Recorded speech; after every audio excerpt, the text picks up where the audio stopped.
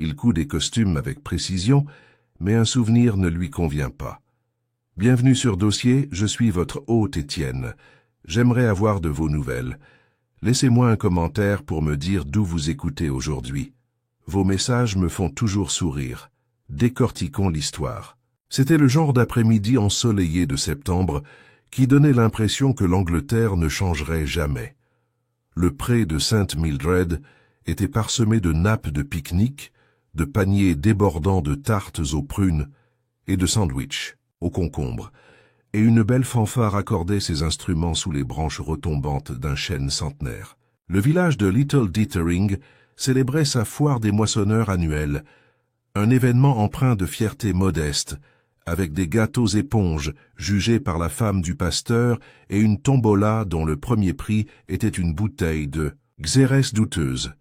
Miss Jane Marple était assise sous un parapluie rayé, ses aiguilles à tricoter avançant doucement, mais régulièrement. Elle n'était pas originaire de Little Dittering. Son village natal était St. Mary Mead, mais elle rendait visite à sa vieille amie, Madame Sybil Harper, directrice d'école de filles à la retraite, une femme à la morale stricte et aux chevilles tragiquement fragiles. De leur point de vue, près de la tente à thé, ils pouvaient voir la majeure partie de la verdure et presque tout le monde. Les enfants du quartier couraient en groupe, criant à propos de la course en sac. Les jeunes mères se serraient comme des poules, les yeux rivés sur le nouveau médecin séduisant, et près du concours de légumes, la colère s'était envenimée à cause d'une possible substitution de moelle. « J'aimerais bien, dit Sybil avec une pointe d'irritation, qu'ils arrêtent de se chamailler à propos de cette satanée courge. Monsieur Fullerton l'a clairement acheté à l'épicier. Il suffit de voir le vernis. » Miss Marple sourit. « On sous-estime souvent la force de l'ambition mesquine. Il s'agit rarement de la moelle, chère Sybil, plutôt de son besoin de faire ses preuves après avoir perdu son siège au conseil au profit de Madame Peabody. » Comme par enchantement, Madame Peabody passa à grands pas, son bonnet ondulant avec détermination, saluant sèchement connaissance et ennemis. Mais alors que Mademoiselle Marple s'apprêtait à commenter les subtilités de la fierté locale, un silence étrange s'abattit sur la foule. Il commença près de l'étal du tailleur, une modeste toile drapée de rouleaux de laine, de maîtres rubans et d'une inscription soigneusement calligraphiée « Monsieur Elwood Pym, tailleur à la mémoire perspicace, une jeune fille, Lila. » Crawford, une créature intelligente, ambitieuse et férue de Londres, avait couru en hurlant derrière la tente. Sa robe d'été pâle était tachée d'une tache plus sombre que de la confiture. Le silence s'est transformé en chaos. Deux femmes s'évanouirent. Quelqu'un laissa tomber une tasse de thé. Un homme cria « Appelez le docteur Tran !» et courut vers le cabinet. Miss Marple se releva lentement, ajustant son chapeau de paille comme si elle venait d'entendre la bouilloire bouillir. La jeune Lila, tremblante et sanglotante, ne pouvait que pointer du doigt l'arrière de l'étal. Las, affalée contre une balle de tweed inutilisée, se tenait la silhouette reconnaissable entre toutes d'Elwood Pym, le tailleur du village, connu pour sa mémoire surnaturelle des entrejambes de chacun et de leurs secrets. Il était belle et bien mort. Une paire de ciseaux, longs et terriblement pointus, dépassait de sa poitrine. Madame Harper haleta à côté d'elle. Mon Dieu, un meurtre, à Little Dittering. Miss Marple ne répondit pas. Elle scruta la pelouse, les yeux plissés non pas vers le cadavre, mais vers les spectateurs, ceux qui étaient trop choqués et ceux qui ne l'étaient pas assez. Un homme se retourna discrètement et s'éloigna de la scène presque inaperçu. Une autre femme se mit à pleurer, mais jeta un coup d'œil à sa montre. Miss Marple, observant son sac à tricot oublié à ses pieds, murmura simplement « C'est curieux. Je crois que M. Pym a confectionné un costume pour l'évêque d'Ely, un homme plutôt difficile, si ma mémoire est bonne. Et c'est ainsi que tout a commencé. » Fin de la section 1. Souhaitez-vous que je passe à la section 2, le village? Réagit? La foule massée autour de l'étal de M. Elwood Pym gonfla sous l'effet du scandale, et tels des abeilles dans une ruche dérangée, les villageois bourdonnaient de questions et de suppositions. Lila Crawford, assise sur un banc, un mouchoir humide pressé contre les lèvres, était au centre de toutes les inquiétudes et spéculations. Quelqu'un était allé chercher Madame Griggs, la receveuse de poste, qui se chargea de réconforter la jeune fille en lui tapotant l'épaule d'une main ferme et en murmurant « Tiens, tiens », d'un ton qui tenait plus de la réprimande que de la compassion. Le docteur Trent arriva précipitamment, les manches retroussées, les cheveux noirs légèrement ébouriffés. Il examina M. Pym avec le détachement d'un homme habitué à la mort, mais peut-être pas de façon aussi publique et directe. Quelques minutes plus tard, il leva les yeux et secoua légèrement la tête. « Mort presque totale », dit-il inutilement, se levant et se frottant les mains. « Probablement instantanée. Les ciseaux ont transpercé le cœur directement. Impossible de faire quoi que ce soit. » Les villageois murmurèrent à cette déclaration comme s'il avait déclaré vainqueur du concours de pâtisserie. Miss Marple, discrètement debout à proximité, attira le regard du révérend Llewellyn, qui, quelques instants plus tôt, jugeait des crèmes au citron. Son visage ridé était pâle, et ses mains se tordaient, tandis qu'il disait doucement « Je n'arrive pas à y croire. Elwood était une âme douce, tranquille, respectable. C'est de la méchanceté, de la vraie méchanceté. »« Oui, » répondit Miss Marple d'un ton doux, son regard non pas fixé sur le révérend, mais sur un jeune homme près de la tente à cidre, qui fumait avec l'air indifférent de quelqu'un qui s'attendait à cela, ou qui avait déjà réfléchi, à la manière d'en tirer profit. Mais la méchanceté, j'en ai peur, est rarement inattendue. Elle a tendance à s'accumuler dans les coins tranquilles, révérends, un peu comme la poussière.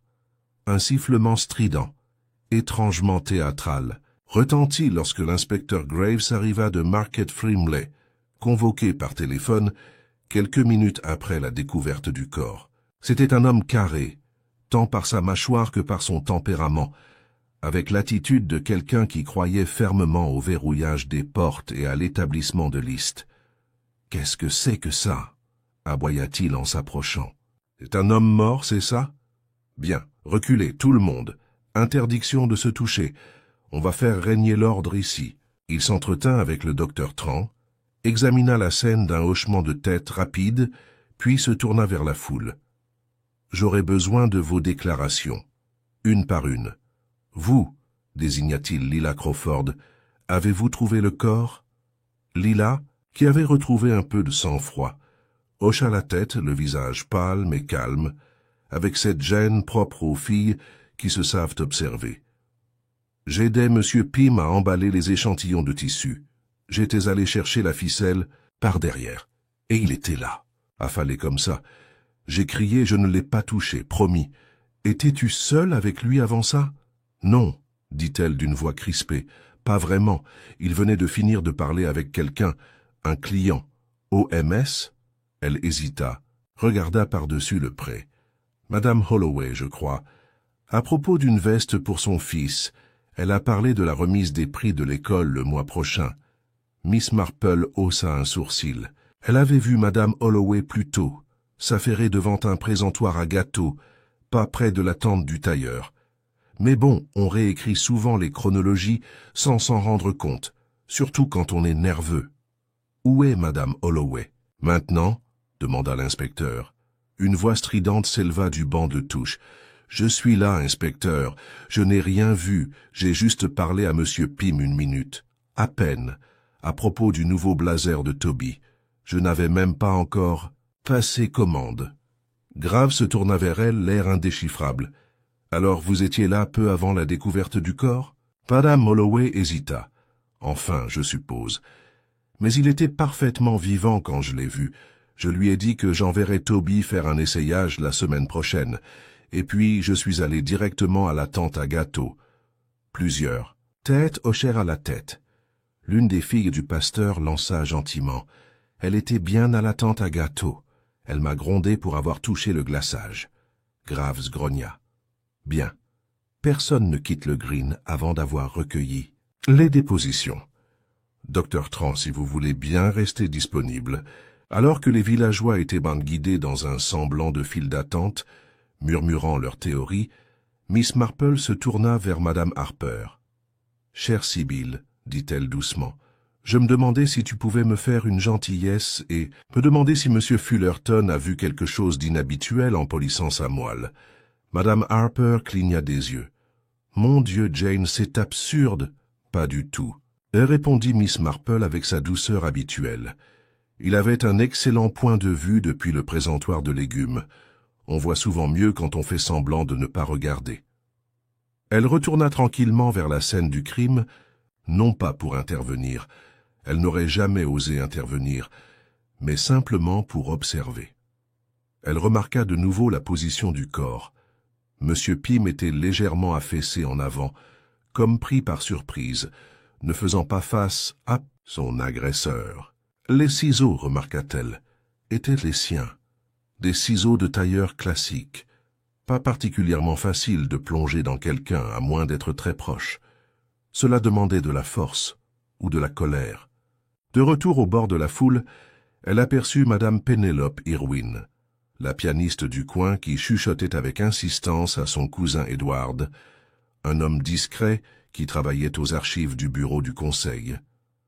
Miss Marple observa leur posture, leur regard nerveux, le pincement des lèvres de Madame Irwin, et pourtant, pas de chagrin, pas même d'inquiétude précisément. Quelque chose de plus protecteur. Un instant plus tard, le jeune gendarme Wickes s'approcha de Graves d'une démarche maladroite et le salua. « Inspecteur, nous avons trouvé quelque chose d'étrange. Dans le registre de M. Pym, il était caché, dans la doublure de sa veste de mesure. » Graves ouvrit le petit livre et fronça les sourcils. « Qu'est-ce que je regarde ? » « C'est une liste, monsieur, » expliqua l'agent. « Des noms, des dates, et à côté de plusieurs d'entre eux, des sommes importantes. » Miss Marple, un peu en retrait de l'inspecteur et faisant semblant d'admirer un bouquet de pivoine, écoutait attentivement. Graves feuilleta le registre, son air renfrogné s'accentuant. On dirait que Pym a suivi autre chose que des essayages, peut-être des prêts ou du chantage. L'expression de Miss Marple ne changea pas, même si elle nota mentalement les noms mentionnés, Holloway, Irwin, Crawford. À ce moment-là, une agitation éclata près de la table de tombola. Madame Godfrey, qui supervisait les talons de billets avec un zèle religieux, criait après un jeune garçon qui avait tenté de s'enfuir avec l'oie gagnante. Tandis que la foule se tournait vers le désordre, Miss Marple scruta à nouveau leur visage, cherchant non pas des expressions de choc, mais ceux qui se détournaient trop vite, ceux qui semblaient soulagés d'avoir détourné l'attention.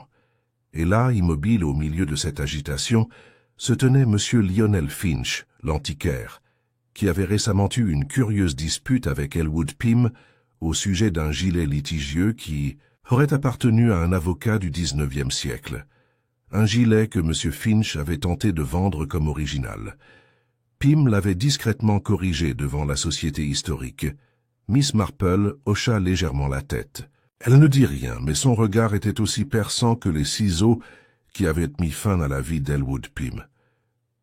Et tandis que l'inspecteur Graves soufflait et se pavanait tout au long de son enquête officielle, Miss Marple comprenait déjà quelque chose.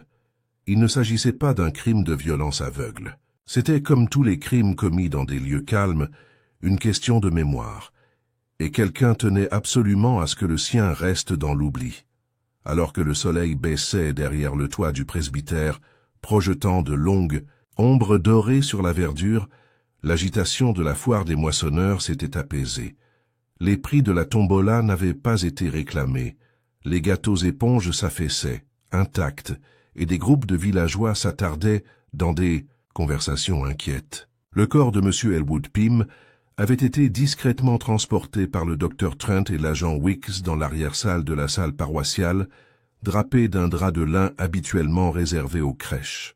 Miss Marple, toujours assise dans sa modeste chaise pliante à côté de Madame Harper, avait repris son tricot, mais avec un enthousiasme nettement moins vif. Ses aiguilles cliquetaient doucement, le motif étant suffisamment simple pour lui permettre de se consacrer pleinement à autre chose. « J'espère vraiment, » dit Madame Harper, d'un ton qui laissait entendre qu'elle n'y croyait pas, que l'inspecteur ira vite au fond des choses, ce genre de choses. Eh bien, ça déstabilise les gens, et les personnes déséquilibrées disent les choses les plus stupides. Miss Marple émit un léger bourdonnement évasif. Son esprit avait déjà plusieurs longueurs d'avance sur l'inspecteur. Elle n'avait pas pour habitude d'intervenir là où on ne la voulait pas, mais elle avait toujours remarqué les petites choses, souvent insignifiantes, qui, vues sous le bon angle, s'additionnaient plutôt bien. Elle pensait notamment au registre du tailleur. Un homme comme M. Pym, discret et respecté, qui se souvenait non seulement des mesures de taille, mais aussi des confidences privées murmurées pendant les essayages. Les tailleurs entendèrent des choses. Des secrets étaient gravés dans leur écriture, et une liste de noms à côté de grosses sommes. Cela ressemblait à quelque chose de plus ancien que le chantage, peut-être à quelque chose de plus complexe. Comme s'il avait été interpellé par la pensée, l'inspecteur Graves réapparut, les sourcils froncés. Il avait déjà recueilli les témoignages d'une douzaine de villageois, et il commençait à se brouiller dans sa tête. Des alibis mal ficelés, des observations entachées de rumeurs. Personne n'avait vu personne s'approcher de la tente de Pym avec menace. Pas de haussement de voix, pas de lutte. Si le meurtre avait été un crime passionnel, il n'avait laissé aucune trace de son intensité. Il s'approcha de Miss Marple, légèrement gêné, comme s'il hésitait à la traiter comme inoffensive ou comme une source de problème. Et ils s'étaient déjà rencontrés une fois, lors d'une regrettable affaire d'arsenic à Market Frimley, mais il n'était pas du genre à apprécier les révélations spontanées. « Mademoiselle Marple, » dit-il d'un ton peu cordial, « j'imagine que vous avez observé, vous le faites habituellement. » Elle lui sourit, l'image même de la politesse. « On essaie de rester attentif, inspecteur. Souvent ce sont les choses inaperçues qui finissent par être les plus importantes. » Graves soupira et se frotta la nuque. « Il y a trop de conjectures et pas assez de faits. Personne n'avoue avoir vu ou entendu quoi que ce soit d'inhabituel. Chacun a sa théorie, aucune n'est pertinente. Et ce maudit registre pourrait être une affaire de chantage, ou quelque chose d'aussi ennuyeux que des factures de tailleurs impayées. Je suis encore en train de le résoudre. » Miss Marple hocha doucement la tête. « Oui, bien sûr. J'ai quand même remarqué qu'il y avait un nom dans le livre qui m'a semblé étrange. Dont Lila Crawford. Une jeune femme modeste vivant chez sa tante qui, à ma connaissance, ne porte pas de vêtements sur mesure. Et pourtant, son nom frôlait la somme de 80 livres.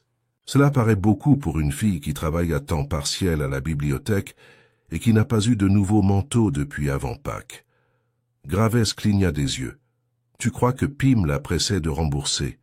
Je me demande si ce n'était pas l'inverse, » dit Miss Marple. Qu'elle lui avait donné de l'argent, ou peut-être lui avait-il donné quelque chose qui valait bien plus qu'un simple tailleur. L'inspecteur avait l'air dubitatif, mais griffonna tout de même une note dans son carnet. Pendant ce temps, Lila Crawford était assise, au fond de la salle paroissiale, une tasse de thé dans ses mains tremblantes, surveillée par Madame Griggs et l'agent Wicks. Lorsque Graves revint lui parler, elle était plus nerveuse qu'avant, mais elle ne semblait pas tant effrayée qu'acculée. « J'aimerais que tu sois honnête avec moi maintenant, » dit Graves. « Ce registre, ton nom y figure. Une somme assez conséquente. » Lila se raidit. « Ce n'était pas ce que tu crois. Je n'ai pas dit ce que je pense, » répondit-il. « Pourquoi ne me dis-tu pas ce que je pense était ?» Elle hésita, puis reposa la tasse avec un léger tintement. Monsieur Pym, il m'aidait. Il avait découvert quelque chose. Découvert quoi? Ses yeux se levèrent, incertains. Ce n'est pas vraiment mon secret. Je l'ai découvert par hasard.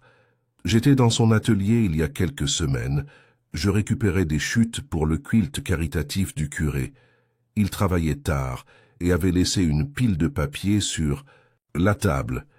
L'un d'eux portait le nom de ma tante et celui de quelqu'un d'autre. « Continue !» C'était une lettre, une sorte de confession. Je n'ai pas tout compris, mais il était question d'argent et d'un testament. Le testament de mon oncle. Il est mort quand j'avais 12 ans et nous avons toujours pensé qu'il avait tout légué à tante Mildred. Mais Monsieur Pym, il s'était apparemment accroché à quelque chose. Pourquoi lui? Elle secoua la tête. Il faisait du travail de bureau chez le notaire il y a des années, avant que la couture ne prenne son essor. Il tenait des registres, tapait des lettres. Je crois qu'il gardait une copie de quelque chose qu'il n'était pas censé garder. Peut-être avait-il l'intention de la rendre, ou peut-être pensait-il que ça pourrait lui être utile un jour. Et il t'a montré cette lettre? Non. Il a seulement fait allusion à cela. Il a dit qu'il voulait arranger les choses. C'est tout ce qu'il a dit. Je lui ai donné de l'argent, ce que j'avais sur mes économies. Je pensais qu'il avait peut-être des ennuis, et je voulais l'aider. Il m'a promis quelque chose en échange, mais il est mort avant de pouvoir le faire. L'inspecteur Graves fronça les sourcils. Ce n'était pas vraiment du chantage, mais ce n'était pas non plus honnête. Quoi qu'il ait fait, Pym avait suivi une ligne. Et maintenant quelqu'un s'était assuré qu'il ne la franchirait plus. Miss Marple, ayant suivi tranquillement la conversation, demanda « Et a-t-il dit qui d'autre était au courant de la lettre ?» Lila leva les yeux, surprise. « Non, mais je crois que quelqu'un doit je l'ai découvert. La semaine dernière, je suis passé tôt pour l'aider à faire l'ourlet d'une soutane, et la porte était ouverte. J'ai vu Madame Irwin à l'intérieur, et elle a eu l'air surprise de me voir. Elle a dit qu'elle était venue parler de retouches. Sur un manteau, mais ce n'était pas son manteau qu'elle tenait. »« Le manteau de qui ?» demanda Miss Marple. Lila fronça les sourcils. « C'était celui de Monsieur Finch. Je me souviens de la doublure. Elle avait un étrange motif orange. » Cette petite remarque marqua lourdement l'esprit de Miss Marple. Le manteau, le registre, et maintenant une lettre. Les fils commençaient à se tisser. Plus tard dans la soirée, alors que le crépuscule tombait et que la verdure se vidait, de tous sauf des plus curieux, Miss Marple passa devant la boutique d'antiquités de Monsieur Finch. La porte était fermée, les rideaux tirés. Elle remarqua la lumière vaciller à l'étage, une silhouette se déplaçant derrière la vitre. À l'intérieur, une grande armoire trônait dans un coin, la porte entr'ouverte. Et, à peine visible, quelque chose d'orange, à motif et semblable, à de la soie en sortait. Miss Marple sourit faiblement. Elle avait toujours cru que la mémoire n'était pas simplement une faculté de l'esprit, mais quelque chose que les gens portaient, parfois en secret, parfois en silence, et parfois dans un manteau qui ne leur allait plus tout à fait.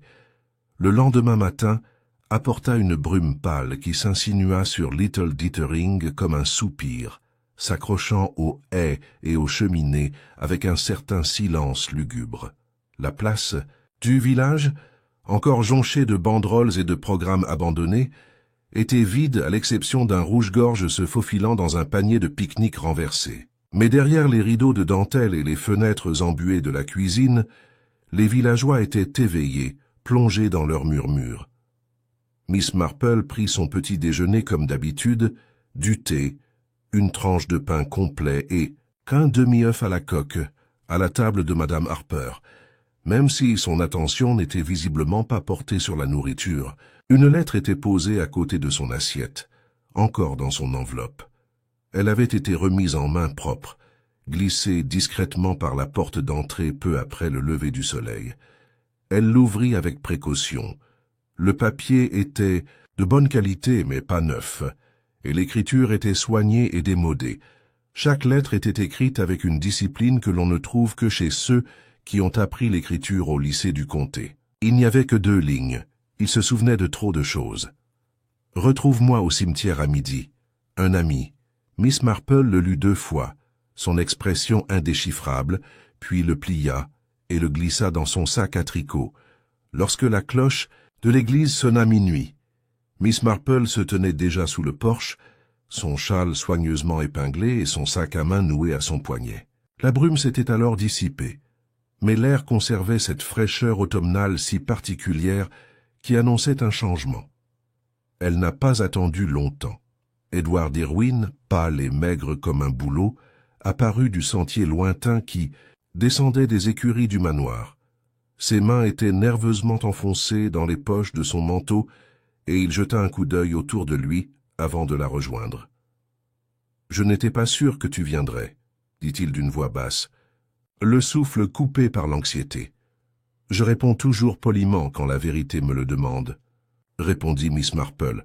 Même si elle est rarement aussi franche qu'on le souhaiterait, Edward émit un rire nerveux, puis se tut. Ce fut Miss Marple qui l'encouragea doucement. « Tu as envoyé le mot ?» Il hocha la tête. « Oui, je pense qu'il est temps que quelqu'un dise quelque chose. Elwood ne méritait pas ce qui lui est arrivé, et si je n'avais pas été aussi lâche, peut-être... » Elle a attendu. J'ai vu quelque chose la veille de la foire. Je livrai les bannières de l'église au hall, nous les rangeons dans le placard, voyez-vous, et je suis passé devant la boutique de Monsieur Pym. La fenêtre était ouverte, et il y avait des voix à l'intérieur, des voix qui s'élevaient. Je n'ai pas pu tout distinguer, mais j'ai distinctement entendu Madame Irwin, Pénélope, dire « Si cela se révèle, cela ne ruinera pas que moi. » Puis une autre voix, celle de Monsieur Finch, je crois, a dit quelque chose comme « le brûler », avant d'avoir des idées brillantes. Et que faisait Monsieur Pym? Il ne disait pas grand-chose, juste. Il écoutait, ou peut-être était-il abasourdi. Je me suis éloigné rapidement. Je ne voulais pas être surpris. Miss Marple hocha légèrement la tête. « Et pourtant, vous êtes manifesté. » Edward détourna le regard. « Il était gentil avec moi, Monsieur Pym, je veux dire. Il y a des années, à la mort de mon père, il m'a confectionné une veste pour l'école, gratuitement. Sa dignité comptait. Je crois qu'il en savait toujours plus qu'il ne le laissait paraître. La dignité compte souvent davantage pour ceux qui la sentent décliner, » murmura Miss Marple. « Et lorsqu'un homme de mémoire meurt, c'est très rarement de cause naturelle. » Edward partit peu après, la conscience un peu soulagée, et Miss Marple se dirigea vers la boutique d'antiquités. Monsieur Finch était là, astiquant la vitrine qui abritait divers objets. Une tabatière en argent, une ombrelle à manches en ivoire, un médaillon contenant ce que la rumeur disait être une mèche de cheveux de Lord Byron. Il leva les yeux lorsqu'elle entra. « Miss Marple, vous venez pour flâner ou pour interroger ?»« Juste pour bavarder, » dit-elle aimablement, même si on espère toujours qu'une bonne conversation nous fera découvrir quelque chose d'utile. Son sourire était mince. « Tu es en train de pêcher. Je connais ce regard. » L'expression de Miss Marple resta inchangée. « Je pensais au gilet. Plus précisément à celui que vous avez tenté de vendre à la Société historique le mois dernier. Je crois qu'il était daté de plusieurs décennies. » Finch renifla. « Et vous croyez que c'est un mobile pour un meurtre? »« Non, » répondit-elle gentiment. « Mais je crois que la correction de Monsieur Pym vous a coûté plus que de l'embarras. N'est-elle pas intervenue quelques jours avant le rejet de votre demande de subvention de l'évêque? En partie, je crois, en raison de votre crédibilité professionnelle ?» Son visage tressaillit légèrement. « C'est une question de circonstance, mais dommageable quand même. Monsieur Pym pouvait être très exigeant, n'est-ce pas? Un peu comme la vérité elle-même. Inconvénient, implacable et rarement à la mode. » Finch posa le chiffon à polir. « Vous perdez votre temps, Miss Marple. Si j'avais voulu faire du mal à Elwood, je l'aurais fait il y a des années. » Peut-être. Mais peut-être que jusqu'à présent vous ne pensiez pas qu'il avait la preuve de quelque chose de pire. Quelque chose que vous auriez partagé avec Madame Irwin. Sa bouche s'ouvrit mais aucun son ne sortit. L'espace d'un instant, il ressembla à un homme qui aurait entendu l'écho d'un nœud coulant se resserrer. Miss Marple partit sans un mot de plus. Plus tard, dans l'après-midi, elle se rendit à l'église, où le révérend Llewellyn s'occupait des dahlias dans le jardin du presbytère. C'était un homme bon, un peu usé et enclin à faire confiance plus qu'il ne le devrait. « Mademoiselle Marple » la salua-t-il en s'essuyant les mains. « Je pense encore à ce pauvre Monsieur Pym, j'imagine. Quelle horreur !»« Je n'ai jamais vraiment cessé de penser à lui, » dit-elle. « Je me demande si vous vous souvenez quand le vieux vicaire est décédé, Monsieur Charlesworth, n'est-ce pas ? Ça, il y a eu un litige au sujet des terres de l'église, je crois. Oh oui, il y a eu beaucoup de bruit. Un truc à propos d'une clause oubliée dans l'ancien registre paroissial. Pym m'a aidé à la trier. Il a une mémoire remarquable. Il pouvait réciter des lettres entières mot pour mot. En effet, dit Miss Marple en plissant les yeux. Et savez-vous si ce registre a disparu par la suite? Le révérend fronça les sourcils. Maintenant que vous le dites, oui, il y a environ 2 ans. Nous pensions qu'il avait peut-être été égaré pendant le déménagement. Miss Marple émit un léger « et regarda vers les portes de l'église. De retour au cottage de Madame Harper, elle trouva un petit paquet enveloppé dans du papier Kraft posé sur la table. Il ne portait aucun nom, seulement ces mots. À ouvrir de préférence en privé. À l'intérieur se trouvait une simple feuille de parchemin et une photographie décolorée d'un homme en habit ecclésiastique. Monsieur Charlesworth, l'ancien vicaire. Le parchemin faisait partie d'un testament. Pas le sien, mais un codicille, clairement. Annoté et signé, devant Elwood Pym et une certaine Penelope Irwin. La clause faisait référence à une somme détenue en fiducie par l'Église au profit d'un bénéficiaire inconnu lié à l'enfant illégitime du recteur. Elle n'avait jamais été exécutée. On n'en avait plus jamais parlé jusqu'à maintenant. Miss Marple posa le journal, ses pensées déjà alignées.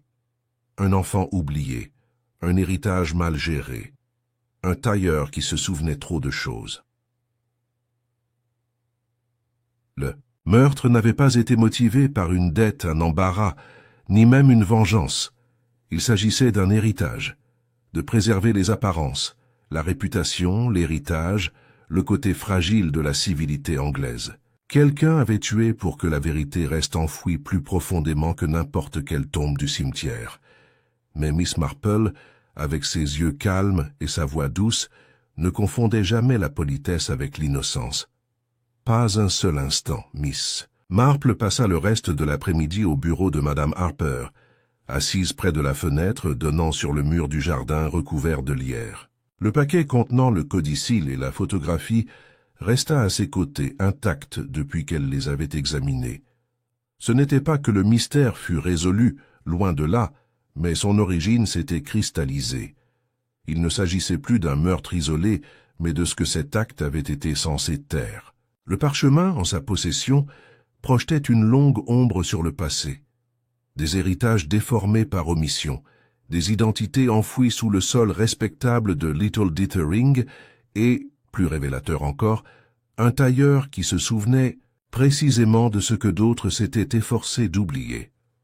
Lorsque l'on frappa doucement à la porte d'entrée vers 4h30, Miss Marple ferma doucement le tiroir du bureau et se ressaisit. C'était encore Lila Crawford, le visage blême sous son chapeau à large bord. Elle serrait une liasse de papier et jetait un coup d'œil par-dessus son épaule, comme si la rue silencieuse allait soudain exploser d'accusations. « Je n'aurais pas dû venir », murmura-t-elle, tandis que Miss Marple la faisait entrer. « N'importe quoi, » dit Miss Marple avec une assurance chaleureuse. « Si vous ne l'aviez pas fait, j'aurais dû trouver une raison pour venir vous voir. » Ils étaient assis ensemble dans le petit salon où l'horloge de la cheminée résonnait entre eux comme un lent battement de cœur. Lila déposa le paquet sur la table. « Je les ai trouvés hier soir, dit-elle, cachés dans le double fond de la boîte à couture de ma tante. Je ne sais pas pourquoi j'ai cherché, ou peut-être que si. Je n'arrêtais pas de penser à ce que M. Pym avait dit, que le passé revient toujours avec de nouvelles coutures. » Miss Marple sourit faiblement. Il avait vraiment une façon de dire les choses. « Puis-je » Lila hocha la tête. Miss Marple dénoua le paquet, révélant 3 vieilles lettres, une coupure de journal et une photo décolorée. Celle-ci d'une jeune femme tenant un bébé, debout devant ce qui semblait être le portail du presbytère. Les lettres étaient datées de près de 30 ans d'intervalle. La première était adressée au regretté révérend Charlesworth, écrite d'une écriture tremblante et désespérée. Elle parlait d'un enfant né hors mariage, dont la mère affirmait qu'il en était le père. Elle implorait de l'aide, non pas de l'argent, bien que cela fût également nécessaire, mais une reconnaissance. Il mérite un nom, et quelque chose de plus que le silence, avait écrit la mère. La deuxième lettre, beaucoup plus posée, provenait d'un cabinet d'avocats de Chichester. Elle faisait référence à des discussions récentes concernant la question des dispositions successorales, et précisait qu'un codicile serait préparé pour traiter la question en toute discrétion. Et le troisième, une note concise et non signée, « La fille sera élevée comme une parente. N'en parlez à personne. L'affaire est close. » Miss Marple lut tout lentement, écrivant chaque page avec une douce précision. « Alors ta tante, Mildred Crawford, n'était pas seulement ta tutrice, dit-elle enfin d'une voix calme. C'était ta grand-mère. Et ta mère était... Je ne l'ai jamais connue, dit Lila. Tante Mildred a toujours prétendu qu'elle était morte peu après ma naissance, d'une fièvre. Je pensais que c'était une cousine, ou peut-être quelqu'un, que ma tante avait recueilli par charité. En un sens, dit Miss Marple pensivement, elle t'a accueilli. Mais ce n'était pas un acte de gentillesse, c'était une stratégie. Elle protégeait le nom de la famille, et peut-être sa propre place au sein du village. Elle n'en a jamais parlé, même pas quand je l'ai interrogée sur la photo que j'avais trouvée il y a des années. Elle m'a dit qu'il s'agissait d'un cousin mort à la guerre. Miss Marple toucha doucement le bord de l'image. Tu lui ressembles beaucoup. Lila baissa les yeux vers ses mains. Et Elwood Pym le savait, d'une manière ou d'une autre. Il allait me le dire. Je crois qu'il voulait que je réclame le reste de l'héritage du vicaire. Il disait que j'avais un droit, que je devais savoir qui j'étais vraiment. Oui, dit Miss Marple. Et quelqu'un d'autre a compris qu'il allait faire ça, probablement peu de temps avant la foire. Les yeux de Lila s'écarquillèrent. Tu crois que c'était ma tante? Miss Marple hésita. Votre tante était peut-être complice, c'est sûr, mais je ne crois pas qu'elle ait eu la force ni le courage de tuer. C'est une femme habituée à l'ordre et aux vieilles règles, pas aux actes désespérés. Je pense que c'est quelqu'un d'autre qui craignait ce que votre identité pourrait détruire. Quelqu'un qui avait plus à perdre si le passé refait surface. Elle plia soigneusement les lettres et les remit dans le paquet. N'en parlez à personne pour l'instant, gardez-les en lieu sûr. Puis-je garder la photo? Lila hocha la tête. Ce soir-là, mademoiselle Marple se rendit à la salle paroissiale où les préparatifs de la cérémonie commémorative de M. Pym étaient discrètement discutés entre les membres du comité de sacristie. Elle ne s'arrêta que brièvement pour présenter ses condoléances et demander avec la plus grande délicatesse possible si M. Finch ou Mme Irwin avaient proposé de prendre la parole. Ils ne l'avaient pas fait. En fait, ils avaient tous deux refusé d'y assister. « Je ne suis pas surpris, » dit doucement le révérend Llewellyn. « Mme Irwin a fait savoir qu'elle était malade, et M. Finch a dit qu'il avait déjà un rendez-vous à Ipswich. Plutôt pratique, » dit Miss Marple avec un petit sourire triste. Éviter les adieux suggère souvent une relation inachevée avec le défunt. Elle partit peu après et descendit le chemin en direction du cottage Irwin. Les lumières étaient allumées, malgré l'heure tardive, et les rideaux tirés. Miss Marple s'arrêta un instant, tendant l'oreille. Des voix s'élevèrent. Un homme, une femme, dans l'air calme de la nuit. « Tu as dit qu'il était détruit, » siffla la femme. « J'ai brûlé le premier exemplaire, » dit Finch. « Il a dû en faire un autre, ou le transmettre. Et maintenant, elle fouine partout. Cette vieille femelle va tout reconstituer. Elle le fait toujours. » Miss Marple, les yeux plissés, recula et partit tranquillement. Le lendemain matin, un visiteur inattendu arriva au poste de police. Miss Marple elle-même, portant un colis soigneusement emballé, une page dactylographiée et une seule photographie en noir et blanc. L'inspecteur Graves, bien qu'il ne soit pas un homme enclin aux réactions dramatiques, s'est redressé lorsqu'elle a placé les objets devant lui. « Je crois, » dit-elle d'un ton doux, « que cela pourrait fournir le contexte manquant du meurtre de M. Pym, ainsi qu'un mobile pour au moins 2 de vos suspects. » Il lut la page lentement, les sourcils froncés. Vous dites que cette fille, Lila, est l'enfant nommé dans le codicille, qu'elle est l'héritière du trust? Exactement, répondit mademoiselle Marple. Et que M. Pym, après avoir découvert la vérité, probablement lors de la récente mise en ordre de ses documents personnels, avait l'intention d'agir en conséquence, ce qui constituait une menace pour quiconque bénéficiait de la, disons, mauvaise orientation actuelle du trust. Et les Irwin. Pénélope Irwin a été témoin du codicille original. Elle savait qu'il existait. Elle croyait probablement qu'il avait été détruit. Lorsqu'elle a vu Lila se rapprocher de M. Pym, elle a compris que la vérité pourrait refaire surface. Et Finch, il profite directement de la part caritative de la succession. Par exemple, grâce à des travaux de restauration d'antiquités d'église. Cela maintient son entreprise à flot et lui confère de l'influence. Mais surtout, lui et Madame Irwin ont été associés dans plus d'une opération de dissimulation au fil des ans. Ce n'était que l'acte final.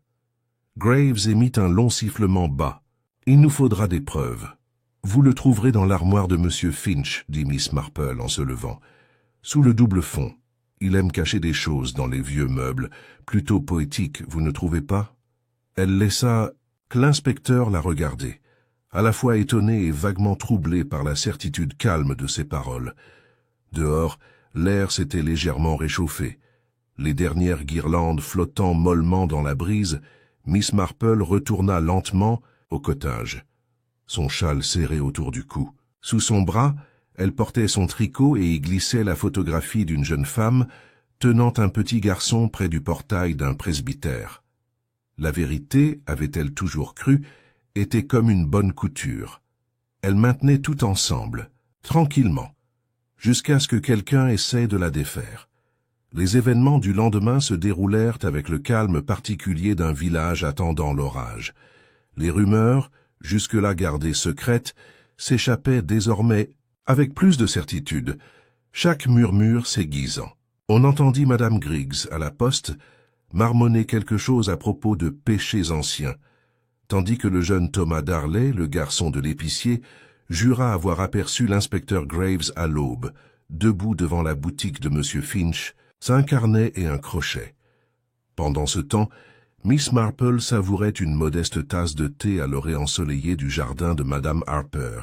Il était presque 11 heures lorsque l'inspecteur en personne arriva, franchissant le portail en fer forgé d'un pas lourd, celui d'un homme resté éveillé bien trop longtemps. Il déclina le thé, non sans regret, et accepta l'offre d'une chaise de jardin. Miss Marple le regarda avec bienveillance, lui accordant quelques instants de silence pour se ressaisir avant de parler. « Je suppose que tu as trouvé quelque chose. » Graves se renversa en arrière avec un grognement sourd. « Oui. L'armoire. Vous aviez raison. » Caché derrière un faux dossier, très astucieusement réalisé, je dois dire, se trouvait une liasse de papier, principalement de la correspondance, mais aussi un double du codicille, dactylographié, non signé, mais daté et correspondant à celui que vous avez fourni. Son authenticité ne fait aucun doute. « Et l'original » demanda-t-elle doucement. Il hocha la tête. C'était dans une enveloppe marquée « Pour Elsie, s'il m'arrive quelque chose ». Pym avait dû la préparer à l'avance. Peut-être savait-il qu'il était en danger, ou peut-être croyait-il simplement à la prudence. « C'était sa nature, » dit-elle doucement. « Prudent, précis, toujours observateur. Mais j'imagine que les lettres sont plus utiles que le document lui-même. » « Tout à fait. » Parmi eux, un mot de Madame Irwin datant de quelques semaines, demandant un entretien privé pour discuter d'une question de discrétion partagée. Un autre de Finch plus concis, « Détruisez les papiers, ou nous en souffrirons tous. » Miss Marple n'a eu aucune réaction, à l'exception d'un petit claquement de langue, à peine audible. « Les lettres à elles seules, » poursuivit Graves, « suffisent à démontrer le mobile. Mais nous avons également retrouvé une empreinte partielle sur le manche des ciseaux, celle de M. Finch. »« Ah !» dit-elle, « un lapsus.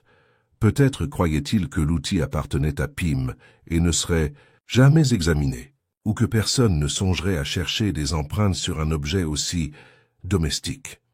Exactement. Il a probablement utilisé les ciseaux impulsivement dans le feu de l'action, ou peut-être après une dispute avec Pym, qui s'est terminée. De manière plus dramatique que prévu, Miss Marple regarda par-dessus la haie vers la route tranquille. On tue rarement par accident, inspecteur, mais on tue souvent par peur, et la peur est un puissant dissolvant. Elle dissout la raison, la mémoire et même la loyauté. Loyauté, répéta Graves avec un grognement. Oui, eh bien, il sera inculpé cet après-midi. Madame Irwin pourrait être condamnée à une peine moindre, mais elle sera impliquée comme complice dans la dissimulation d'un document juridique. Et Lila, demanda Miss Marple, nous aurons besoin d'une confirmation formelle des termes de la fiducie. Mais oui, si les documents sont exacts, elle est l'unique héritière. Les administrateurs de la succession devront réaffecter les fonds. Miss Marple hocha lentement la tête, les mains jointes sur ses genoux. Alors, je crois que l'affaire est close. Graves l'observa un instant. Je suis toujours impressionné. Miss Marple, votre façon de voir ce que les autres ne voient pas. Elle sourit avec une chaleur sincère. Ce n'est pas vraiment voir, c'est écouter. La plupart des gens parlent clairement si on entend ce qu'ils ne disent pas. L'inspecteur partit peu après, et le jardin retrouva le silence, à l'exception du bourdonnement d'une abeille et du doux bruissement des feuilles. Miss Marple ne reprit pas son tricot. Au lieu de cela, elle resta assise, immobile, comme si elle réfléchissait à un détail non encore réglé, à une ombre persistante dans un coin de ses pensées. Cet après-midi-là, la salle paroissiale fut rouverte au public et une cérémonie commémorative discrète fut célébrée pour Elwood Pym. Il n'y eut pas de sermon, seulement un rassemblement discret d'habitants qui déposèrent de petits mots et des souvenirs près d'une photo de l'homme dans sa jeunesse, un léger sourire, un maître ruban autour du cou, comme s'il en savait déjà plus qu'il ne le laissait paraître. Lila arriva, vêtue modestement d'une jupe bleu marine et d'un chemisier blanc. Elle se tenait silencieusement devant la vitrine, les lèvres pincées. Elle ne pleura pas, mais Miss Marple remarqua que sa main tremblait légèrement lorsqu'elle posa une petite paire de ciseaux de tailleur à côté de la photo. Par la suite, Miss Marple s'est approchée d'elle, non pas comme une enquêtrice, mais comme une femme à une autre. « Tu seras tout seul maintenant, j'imagine, » dit-elle doucement. Lila hocha la tête. « Tante Mildred est partie ce matin. C'est mon notaire qui a arrangé le voyage. Elle est allée chez une cousine dans le Sussex. Je ne sais pas si j'aurai de ses nouvelles. Parfois, le silence est la dernière gentillesse que le coupable peut offrir, » a déclaré Miss Marple. Ils étaient assis ensemble sur le banc en bois près des parterres de fleurs à l'extérieur du hall. « Tu n'es pas en colère ?» demanda Miss Marple au bout d'un moment. Lila resta silencieuse un moment. « Non, je suis triste. Pas pour ce que j'ai perdu, mais pour ce qui ne m'a jamais été donné. Un nom, une vérité, une place dans une famille qui m'a refusé pour les apparences. Et maintenant tu l'as. J'ai la vérité, dit-elle. Je ne sais pas ce que j'en ferai. Je pourrais aller à Londres, étudier quelque chose d'utile, ou rester, ouvrir une vraie bibliothèque. Elwood a toujours dit que les livres étaient le meilleur héritage. Le sourire de Miss Marple était doux et fier. Il avait tout à fait raison. Ils se séparèrent dans une légère étreinte et Miss Marple retourna au cottage de Madame Harper. Le soir tombait déjà et les ombres du jardin s'étendaient longues et dorées. À l'intérieur, elle sortit son tricot du panier et reprit la douce laine grise là où elle l'avait laissée. Un simple motif à chevrons, sans chichi, mais avec une certaine élégance. Tout en travaillant, elle ne songea pas au meurtrier ni au procès à venir, mais au prix secret des secrets. À Little Dithering, comme dans tant d'autres endroits, le véritable danger n'avait jamais été le tranchant des ciseaux, ni la rapidité de la mort. Il avait toujours résidé dans le silence, le désir de maintenir une illusion agréable, quelle que soit la vérité cachée. Elwood Pym s'était souvenu de ce que d'autres cherchaient à oublier. Et finalement, ce souvenir, malgré son obstination et son silence, avait détruit la fausse paix du village. Miss Marple s'arrêta dans sa couture, les yeux fixés sur le foyer.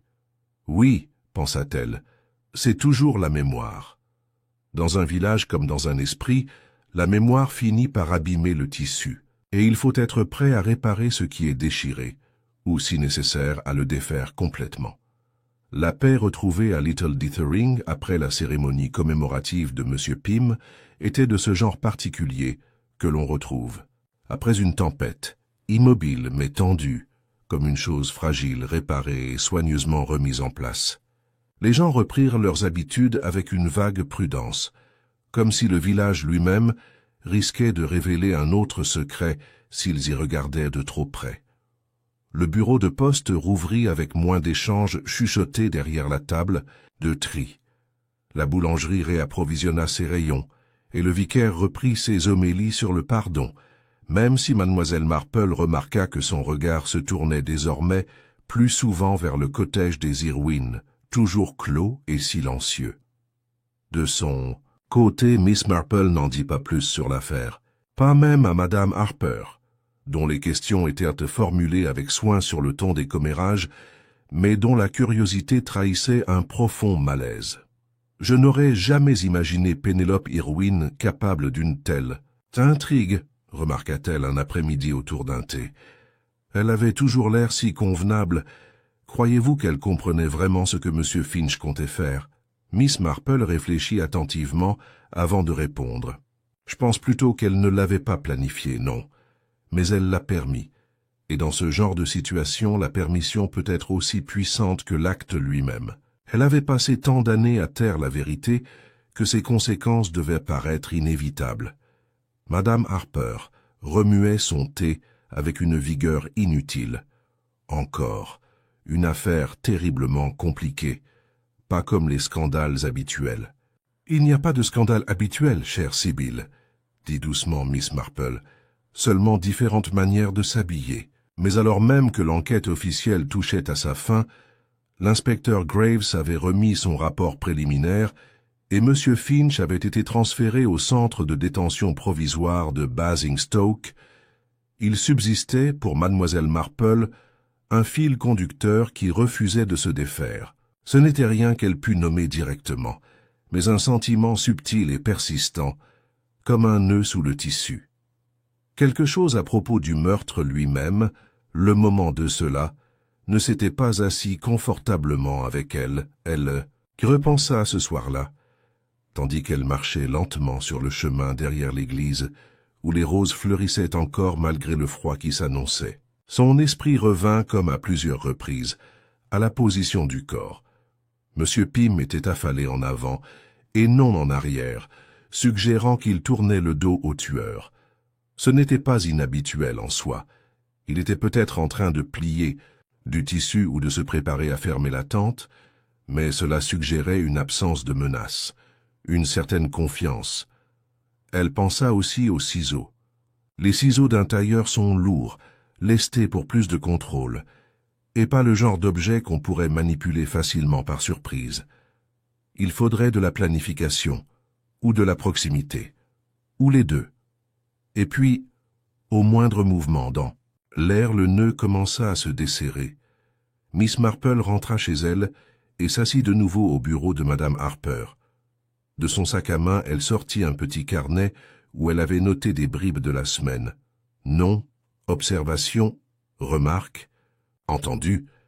Elle ouvrit la page intitulée « Jour de la foire » et souligna un détail qu'elle avait noté auparavant, sans le remettre en question. Madame Holloway affirme avoir parlé à Pym de la veste de son fils. Lila l'a vue là-bas.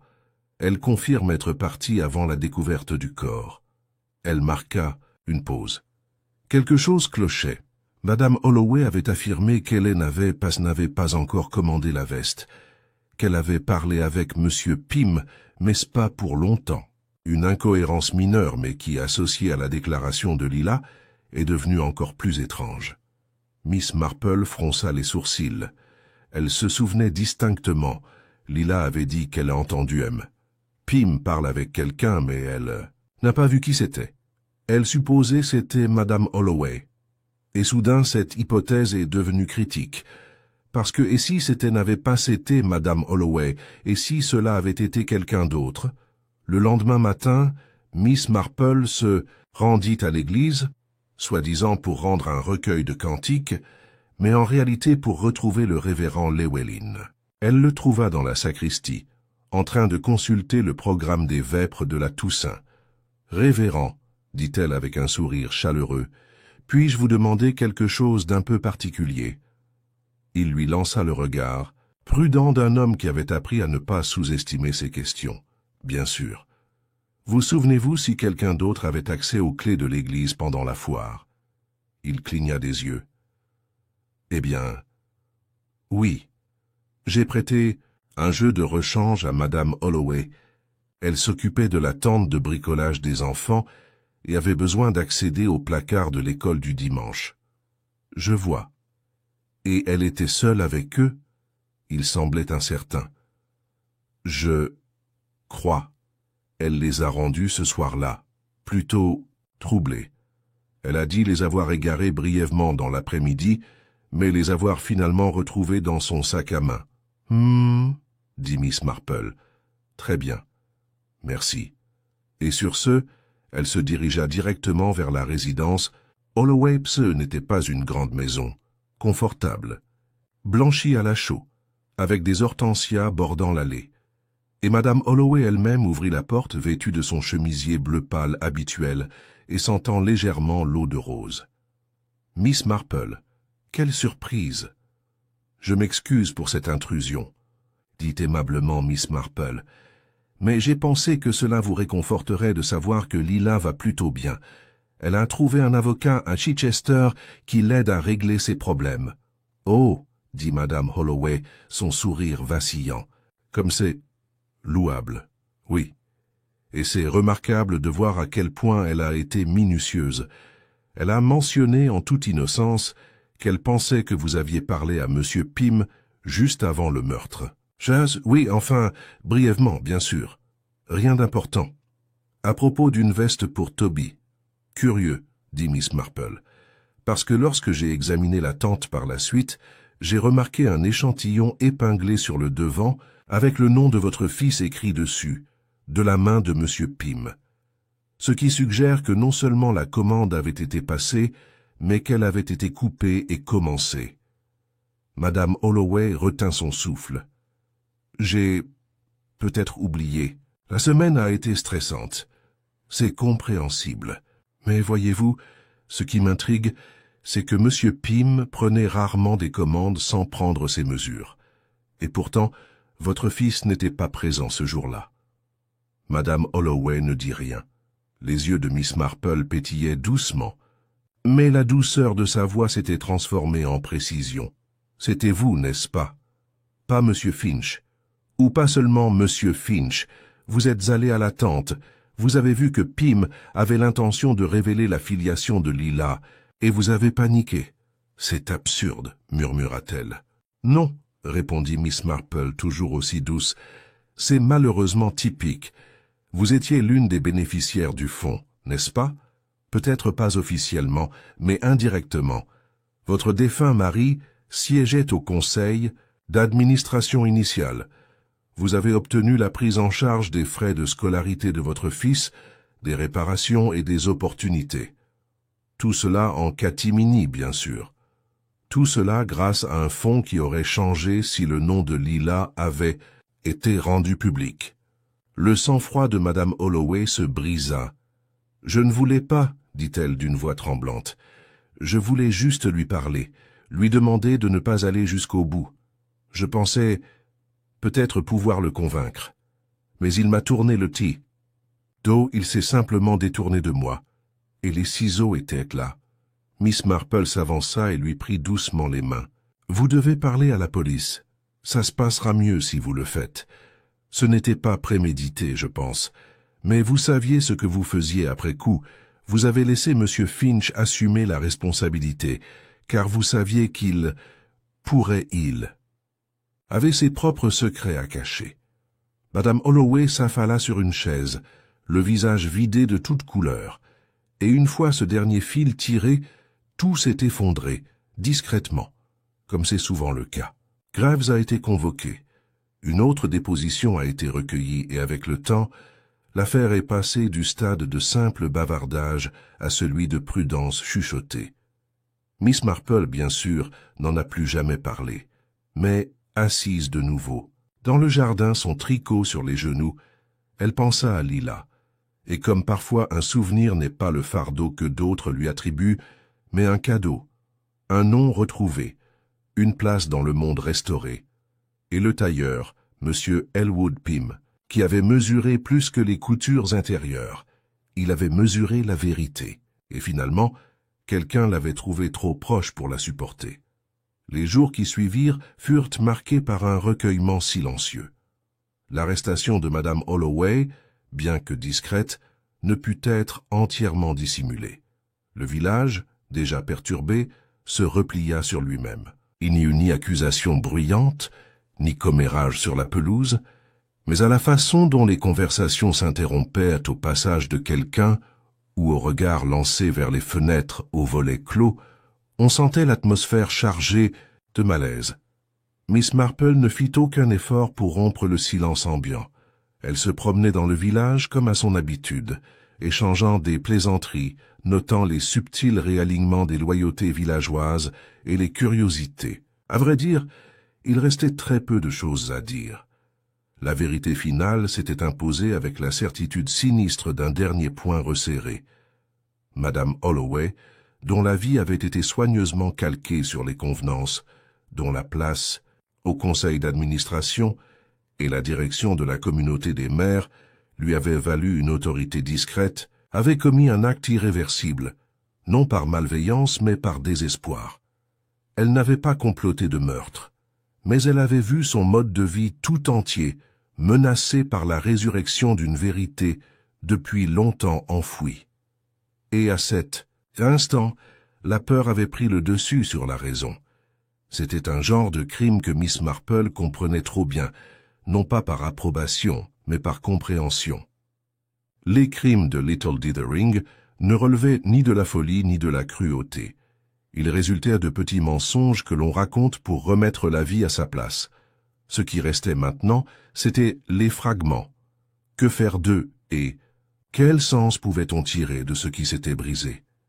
Lila Crawford avait pris l'habitude d'arpenter les ruelles du village presque tous les matins, souvent aperçue sous un chapeau de paille à large bord, un livre sous le bras.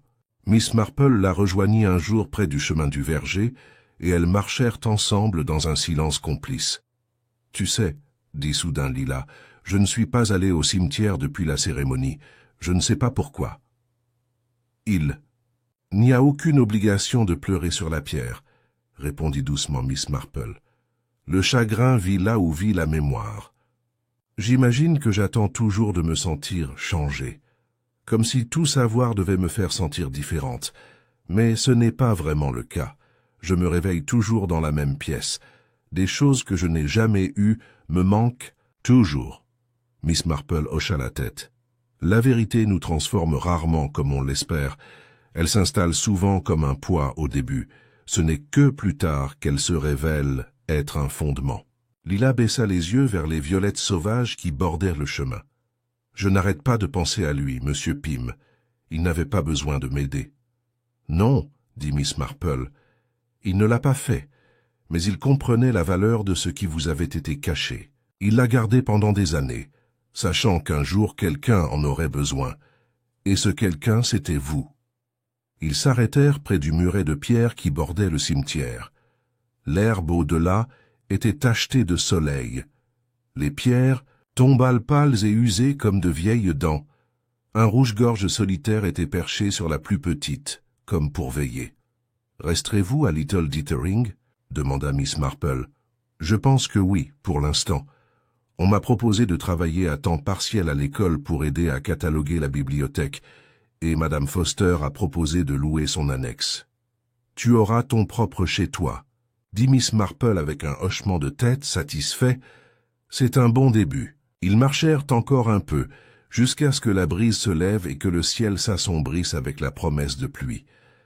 De retour au cottage de Madame Harper, Mademoiselle Marple écrivit plusieurs lettres.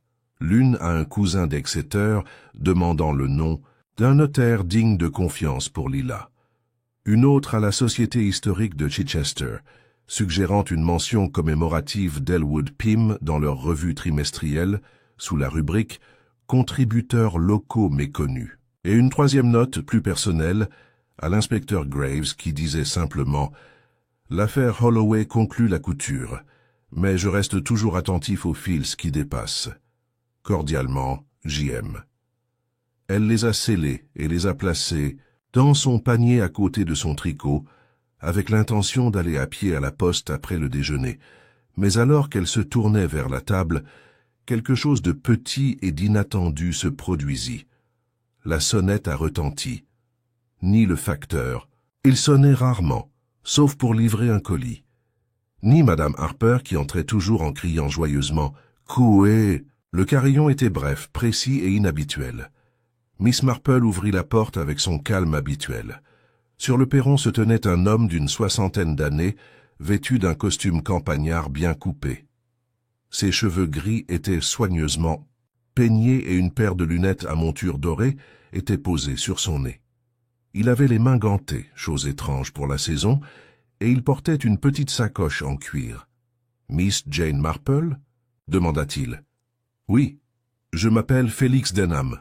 Je suis l'exécuteur testamentaire du défunt révérend Charlesworth. » Miss Marple haussa légèrement les sourcils. « C'est très curieux. J'avais l'impression que les questions de confiance étaient déjà réglées. »« C'est vrai, en partie, » dit M. Denham. « Mais j'ai récemment retrouvé votre nom en consultant une vieille correspondance. Feu M. Pym vous a mentionné dans une note datée de quelques mois. Il écrivait « Si quelque chose devait m'arriver, Miss Marple comprendrait ce que signifie protéger le nom légitime d'un enfant. » Miss Marple s'écarta sans un mot et le conduisit au salon. Il posa la sacoche sur la table et en sortit un dossier. À l'intérieur se trouvait une autre lettre, de la main de Pym, plus personnelle que les autres qu'elle avait vues à quiconque. Lis ceci. J'ai fait tout ce que j'ai pu pour que Elsie reste dans les mémoires non pas comme un enfant né d'un scandale, mais comme une personne rétablie dans la vérité. Je sais que les vivants accueillent rarement le retour du passé avec joie. Mais nous devons l'accepter malgré tout. Il n'y a pas de meilleure gardienne de ces vérités que Jane Marple. Elle voit clair là où d'autres clignent des yeux. Miss Marple lut lentement la note, puis la plia une fois et la remit dans le dossier. « Je crois, dit-elle, que cela règle une dernière partie de la vie de cet homme. » Denham hocha la tête. « Il y a aussi une petite somme, des intérêts non réclamés du fonds fiduciaire. Pym a demandé qu'elle soit versée à Mademoiselle Crawford pour ses études ou son avenir, en son nom. Comme c'est attentionné, dit Miss Marple, et comme ça lui ressemble. » Après le départ de Denham, elle resta assise un moment dans le silence, observant les ombres se déplacer sur la cheminée. Le mystère était désormais clos, vraiment clos. Il n'y avait plus de coupables, plus d'aveux. Seul le lent et nécessaire travail de réparation s'imposait, les réputations, les vies et la mémoire elle-même. Elle parlerait du cadeau à Lila plus tard dans la semaine, peut-être autour d'un thé dans le jardin ou lors d'une de leurs promenades désormais régulières dans le verger. Pour l'instant, elle prit son tricot. La laine était douce entre ses doigts, le motif apaisant par sa familiarité. Tandis que les mailles se formaient sous ses mains, elle repensa à Pym, non pas à sa mort, mais à l'étrange grâce qu'il avait laissée derrière lui. Non pas la justice au sens noble du terme, mais quelque chose de plus doux, celle qui n'est pas frappée du marteau du jugement, mais d'une reconnaissance silencieuse de ce qui est dû et de ce qui ne peut plus être caché. Finalement, pensa Miss Marple, le travail d'un tailleur n'est pas sans rappeler le sien. Tous deux sont faits d'inadéquation, de ce qui est caché et de ce qui doit être révélé. Et lorsqu'il est bien fait, le résultat est le même, une vérité qui se porte bien. Enfin. Le lendemain matin se déroula au rythme familier de la vie villageoise, même si, sous la surface, quelque chose avait changé. Lila Crawford se tenait avec une certaine aisance en entrant dans le salon de thé ce matin-là, une grâce qu'elle n'avait jamais eue auparavant. Elle sourit plus ouvertement en parlant à Madame Redfern derrière le comptoir et n'hésita pas à commander un scone chaud et une petite tasse d'Earl Grey. Même la façon dont elle disposait son carnet sur la table, en tapissant la tranche avec précision, trahissait une confiance retrouvée. Miss Marple remarqua tout cela depuis sa place près de la fenêtre. Elle était arrivée 10 minutes plus tôt, sous prétexte de goûter le nouveau biscuit aux noix, qu'elle déclarerait plus tard légèrement trop mixé. Mais en réalité, elle était venue observer, non pas Lila elle-même, mais le monde qui l'entourait et ses réactions potentielles au changement. On avait recommencé à parler à Lila d'abord avec prudence, mais avec plus de chaleur que de suspicion. Maintenant que l'affaire Holloway n'était plus un secret de village, mais une affaire publique, et que la culpabilité de M. Finch était confirmée par les accusations portées, la tension avait commencé à se dissiper, laissant place à une atmosphère moins rigide, voire pas encore confortable. La vérité avait, comme souvent, remodelé les rapports de sympathie. Miss Marple attendit que Lila ait bu sa première gorgée de thé avant de se lever et de la rejoindre. Lila leva les yeux avec un petit sourire qui n'avait pas besoin d'être encouragé. « Je suppose que tu as entendu parler, dit-elle, pour la lettre et les intérêts du trust. »« Oui, » répondit Miss Marple en s'installant sur la chaise en face d'elle. « Monsieur Denham est un homme très méticuleux. Il m'a montré les documents. »« C'est étrange, » admit Lila, « qu'on se souvienne de moi comme ça, par quelqu'un que je connaissais à peine, et pourtant, il me connaissait mieux que quiconque. » Monsieur Pym avait un sens du caractère exceptionnel, a déclaré mademoiselle Marple. Il n'avait pas d'enfant, mais il était toujours protecteur envers les jeunes du village. Il comprenait, je crois, que l'héritage ne se mesure pas à ce que l'on laisse derrière soi, mais à ce que l'on préserve pour les autres. Lila hocha la tête, ses doigts effleurant le bord de son carnet. « J'ai tout noté, » dit-elle doucement. « Pas tout, certaines parties sont encore confuses. Mais l'histoire, ce que j'en sais, je veux la comprendre sur le papier, pas seulement la ressentir. Un instinct sage, répondit Miss Marple d'un ton approbateur. L'acte d'écrire révèle souvent plus que la simple mémoire. Lila leva les yeux, prudente mais curieuse. Penses-tu que Madame Holloway reviendra un jour? Miss Marple remuait doucement son thé. Les gens reviennent parfois, pas toujours, comme avant. La culpabilité altère la personnalité d'une personne, mais la honte aussi. Et Madame Holloway était une femme façonnée par les deux bien avant que tout cela ne soit révélé. Je ne sais pas si je pourrais lui pardonner, admit Lila, même en sachant qu'elle avait peur, même en comprenant pourquoi. Le pardon n'est pas forcément immédiat, dit Miss Marple. Ce n'est ni un devoir ni une condition de guérison. Mais cela peut être une forme de liberté tranquille quand on est prêt. Lila resta silencieuse un moment, puis hocha lentement la tête, comme on hoche la tête à une pensée qu'on a déjà entendue, mais qu'on commence seulement à croire maintenant. La cloche au-dessus de la porte du salon de thé tinta lorsqu'un nouveau client entra. Monsieur Denham jetant un regard déterminé autour de lui avant d'apercevoir Miss Marple et de s'approcher d'un pas rapide. « Je m'excuse, » dit-il en arrivant à leur table, « mais j'ai préféré vous parler directement. Un problème est survenu, inhabituel mais pas totalement inattendu. » Miss Marple leva les yeux avec un intérêt serein. « Inhabituel, en quoi ?» Il s'agit de l'ancienne propriété des Pym, la boutique du tailleur. Les yeux de Lila s'écarquillèrent légèrement. « Oui, » poursuivit Denham. Les administrateurs supposaient que la propriété serait transmise à la paroisse locale, conformément aux dispositions antérieures de Pym.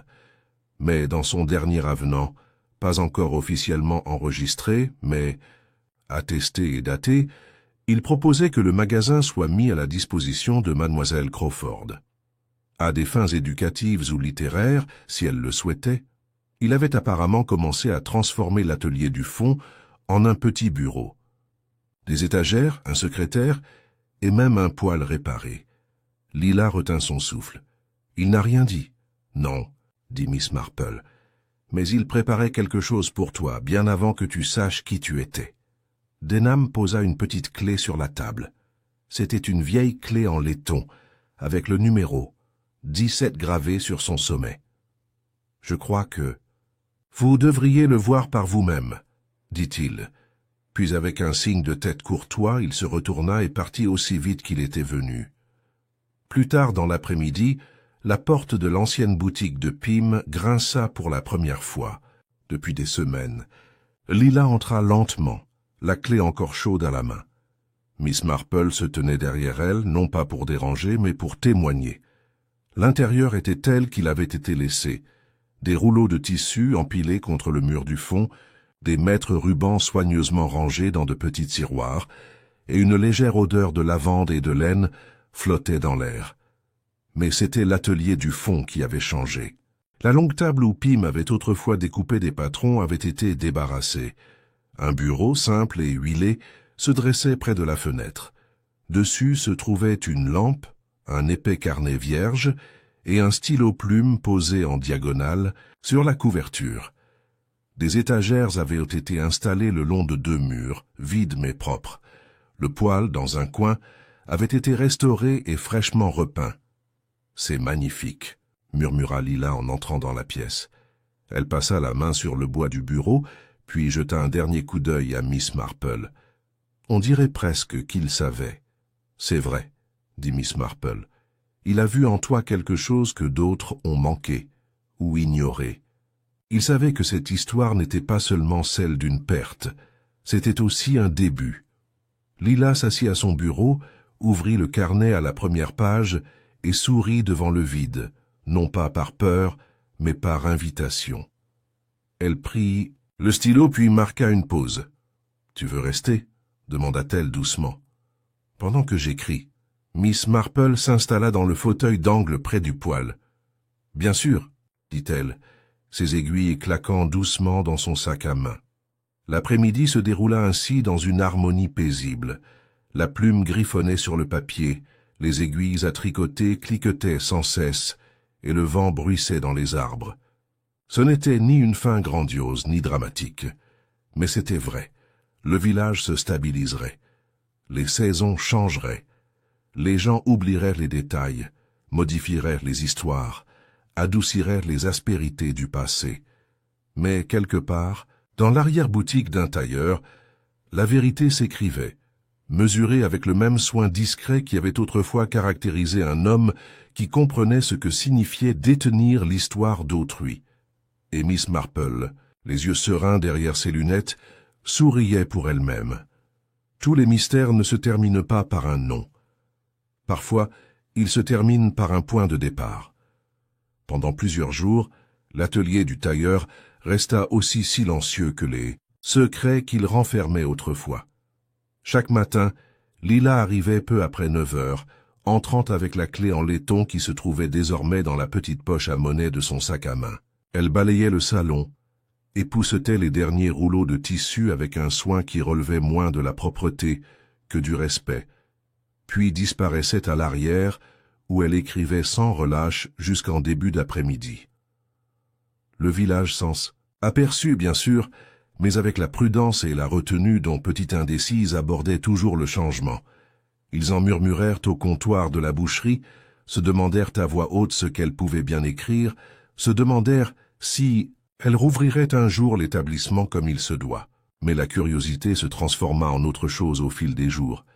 La reconnaissance, peut-être, que ce léger retour à la vie, cette douce réorganisation, était une chose à respecter. Un village qui avait survécu à un scandale préférait toujours la dignité d'une reprise tranquille. Miss Marple lui rendit visite 2 fois dans la semaine, jamais sans prévenir. Elle apporta des biscuits au citron le mercredi et laissa une rose pressée entre les pages du carnet de Lila le vendredi. Elle ne resta jamais longtemps, juste le temps de s'assurer que les épaules de la jeune fille ne s'affaissaient pas sous le poids de tout cela, que le travail d'écriture de son histoire ne devenait pas un fardeau trop lourd à porter pour la vérité. Mais c'est samedi après-midi que la dernière vague a fait surface. Miss Marple venait de terminer ses courses. Chez l'épicier, chez le pharmacien et une brève conversation avec le curé au sujet d'un déjeuner de charité. lorsqu'elle aperçut Edward Irwin debout au bord du pré. Il fixait le monument aux morts, les mains enfoncées dans les poches de son manteau, le visage pâle dans la faible lumière automnale. Quelque chose dans son immobilité la frappa. Elle s'approcha doucement. « Un après-midi de réflexion, monsieur Irwin ?» Il cligna des yeux, se retourna et parvint à esquisser un sourire. « Forcé. Mademoiselle Marple, je ne m'attendais pas à recevoir de visite. On est rarement au village sans but, dit-elle gentiment, et jamais sans une préoccupation pressante quand on s'attarde au bord du pré. » Il détourna à nouveau le regard, les yeux fixés sur les noms en marbre gravés dans le monument. « J'ai réfléchi, » dit-il, « à ce qui reste après tout ça, à l'histoire qui reste. » Miss Marple ne dit rien. Elle laissa le silence s'étendre, un espace où la confession pourrait doucement s'installer. Edward s'éclaircit la gorge. « Tu avais raison. Pour Pénélope, sur ce qu'elle savait, mais il y a quelque chose que je ne t'ai pas dit, quelque chose que j'aurais dû. » Le regard de Miss Marple resta fixe, calme mais attentif. « Je suis allé voir Elwood la semaine avant la foire, » dit-il. « Je vous ai dit que j'avais entendu Finch et Pénélope se disputer avec lui, mais ce que je n'ai pas dit, c'est que j'y suis retourné plus tard, seul. Je lui ai demandé si la lettre concernant le trust, concernant l'enfant, était vraie. Il m'a répondu que oui. Et puis il a dit quelque chose d'étrange. Ça c'était quoi, il a dit? On n'aurait jamais dû le cacher éternellement. Mais je suppose que nous nous sommes tous sentis à l'aise dans ce silence. Les doigts de Miss Marple la démangeaient. « Et qu'est-ce que toi? Vous sentez-vous à l'aise, monsieur Irwin ?» Il expira. « Non. » Terrifié. Il fouilla dans son manteau et en sortit un morceau de papier plié. Il était vieux mais intact, soigneusement conservé. Il le lui tendit sans un mot. Elle l'ouvrit lentement. C'était une autre lettre du révérend Charlesworth, plus ancienne que les autres, manuscrite et adressée non pas aux administrateurs ou à la famille, mais à Elwood Pym Elwood, s'il m'arrive. Quelque chose. Et si la vérité doit être dite, qu'elle le soit par quelqu'un qui comprenne qu'aimer n'est pas honteux. J'ai eu tort de la renier, et encore plus tort de ne pas nommer l'enfant. J'ai laissé un mot à Edward, mais je soupçonne que Pénélope ne le laissera jamais le lire. J'ai plus confiance en toi qu'en la famille. Fais ce qui est juste quand le moment sera venu. » C'est Miss Marple le lut 2 fois, les sourcils froncés. « Elle ne te l'a jamais montré, dit-elle. Pénélope te l'a caché. » Edward hocha la tête. « Je l'ai trouvé dans un livre dans son bureau après l'annonce de la nouvelle. Je crois qu'elle prévoyait de le détruire, ou qu'elle avait simplement oublié qu'il était là. Mais je crois qu'une part d'elle voulait qu'on le retrouve. »« Peut-être, » dit Miss Marple, mais elle n'était pas prête à accepter la vérité. Pas vraiment. Elle croyait que le nom de la famille était plus important que la place de l'enfant, que la honte aurait tout souillé. Mais ce n'est pas le propre de la honte. Elle n'empoisonne, c'est pas un nom. Elle empoisonne ceux qui le portent en silence. Miss Marple plia soigneusement la lettre et la renvoya. « Je pense que tu devrais donner ça à Lila, » dit-elle. Edward parut surpris. « Tu crois qu'elle veut tout savoir ?» Elle. « Ne le veut peut-être pas, » répondit Miss Marple, « mais elle mérita. » Il était tard dans l'après-midi lorsqu'Edward se tenait devant la boutique du tailleur, le journal plié dans ses mains. Miss Marple l'observait de l'autre côté de la ruelle, invisible derrière le rideau de dentelle du salon de Madame Harper. Elle vit Lila ouvrir la porte, l'accueillir avec une chaleur prudente et l'inviter à entrer. Ils ont parlé longtemps. Ce qui avait été dit resta entre eux. Mais lorsqu'Edward partit, ses épaules semblèrent plus droites. Et Lila, malgré ses yeux rouges, semblait plus sereine. Elle resta un instant sur le seuil, comme s'habituant à nouveau à la forme du jour, puis rentra et referma doucement la porte derrière elle. Miss Marple se renversa dans son fauteuil et expira. Pas vraiment de soulagement, mais quelque chose de similaire, un sentiment d'achèvement peut-être. Le détricotage était terminé et le retissage avait commencé. Ce soir-là, les cloches de l'église sonnèrent tôt, appelant le village. Qu'au vêpres, Miss Marple y assista comme toujours, assise sur le même banc en bois au milieu de l'allée, son recueil de cantiques soigneusement ouvert sur ses genoux. La musique était feutrée, le sermon doux, mais c'est lors de la prière finale qu'elle sentit le véritable calme s'installer. Dehors, le monde continuait. Les haies s'agitaient, les feuilles tombaient, et dans l'ancienne boutique du tailleur, une lampe vacillait dans l'arrière-salle. À l'intérieur, Miss Marple ferma les yeux un instant. Cette affaire n'avait jamais porté uniquement sur le sang ou la culpabilité. Elle avait porté sur la mémoire ce que les gens choisissent de garder et ce qu'ils tentent de cacher. Elle avait porté sur le prix du silence et le courage nécessaire pour le briser. Et en fin de compte, il s'agissait d'héritage, pas celui que le révérend Charles Worth avait essayé de contrôler, mais celui qu'Elwood Pym avait discrètement assuré qu'il trouverait son chemin entre les mains de la bonne personne. Miss Marple quitta lentement l'église, son châle serré contre le vent. Les rues étaient presque désertes, le village s'enfonçant dans la nuit. Mais en passant devant la boutique du tailleur, elle aperçut un carré de lumière chaude jaillir de la lunette arrière et la silhouette de Lila, assise à son bureau, écrivant sans bouger. Miss Marple sourit intérieurement. Le mystère était terminé, l'histoire ne faisait que commencer. Les derniers jours d'octobre arrivèrent, accompagnés d'un léger souffle de givre sur les haies et des premières volutes de fumée de bois s'échappant des cheminées de Little Dithering. Les feuilles flottaient comme des braises dans les ruelles du village, et le rythme de la vie quotidienne retrouva sa cadence paisible. La foire des moissonneurs n'était plus qu'un vague souvenir, ses bannières rangées et ses conséquences tragiques, intégrées à une tradition villageoise qui allait ressurgir dans des récits adoucis pendant des années. Dans l'ancienne boutique du tailleur, le bureau de Lila Crawford avait pris des allures de résidence permanente.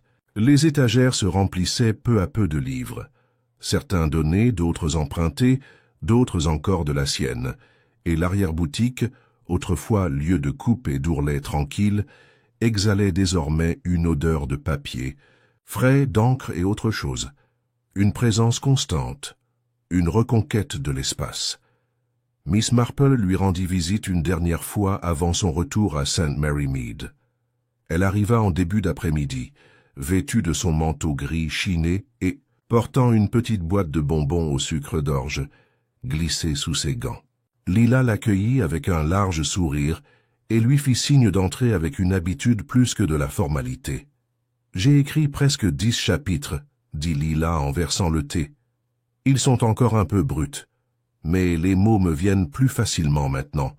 J'ai l'impression de construire quelque chose qui attendait depuis longtemps. » Miss Marple hocha la tête. « C'est exactement ce que vous faites. Vous ne réécrivez pas le passé, mais vous lui donnez enfin sa juste place. » Ils restèrent, assis un moment dans un silence confortable. Dehors, le village vibrait faiblement, bercé par le bruit des courses tardives et le bruit lointain d'un camion. À l'intérieur, l'air était doux, imprégné d'une odeur de cannelle et du lent tic-tac d'une vieille horloge murale que M. Pym avait autrefois conservée près du comptoir. « J'avais envie de te demander quelque chose, » dit Lila d'un ton prudent mais direct. « J'y pense depuis cet après-midi avec Edward. » Miss Marple leva les yeux, son expression encourageante. « Pourquoi M. Pym n'est-il pas venu me voir plus tôt? Il avait la lettre, la preuve depuis des années. Qu'est-ce qui l'a arrêté ?» Miss Marple remua son thé une fois avant de répondre. « Il t'attendait. » Lila cligna des yeux. « Tu m'attends pour que tu sois prêt, pour que tu sois assez vieux, assez fort. Il y a quelque chose que les gens oublient à propos de la vérité. Il ne s'agit pas seulement de ce que nous savoir, mais quand nous sommes prêts à le savoir. Monsieur Pym était un homme discret, certes, mais il avait la patience d'un artisan. Il ne croyait à la couture que lorsque le tissu était bien aligné.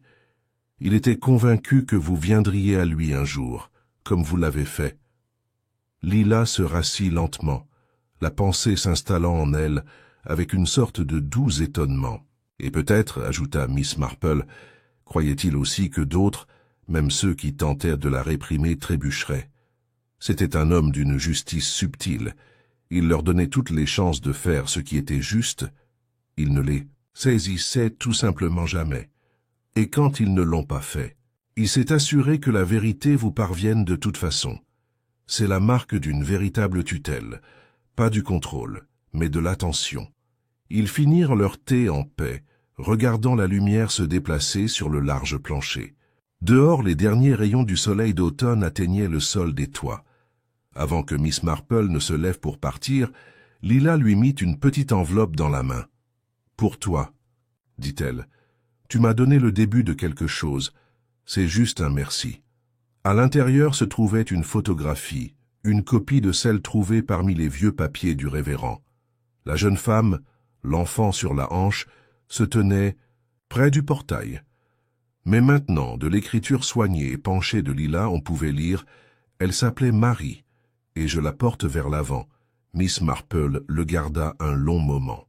Puis elle le glissa soigneusement dans son sac à main, entre les pages de son journal et de son patron de tricot.